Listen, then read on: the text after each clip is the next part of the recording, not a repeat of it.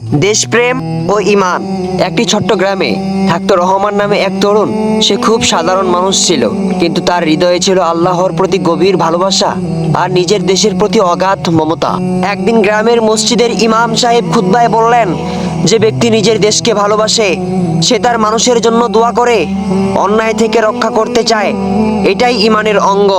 এই কথা রহমানের মনে গভীরভাবে দাগ কাটলো। কিছুদিন পর গ্রামে একটি বিপদ নেমে এলো। বন্যায় অনেক মানুষের ঘরবাড়ি ভেসে গেল।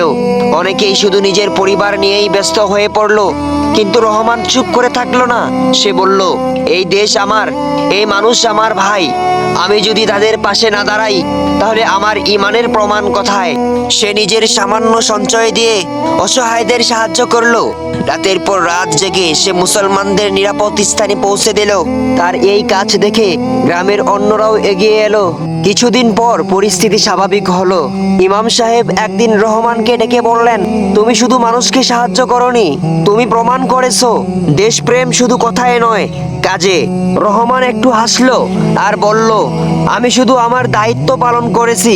আল্লাহর সন্তুষ্টির জন্য নিজের দেশ ও মানুষের পাশে দাঁড়ানোই তো আসল ইবাদত।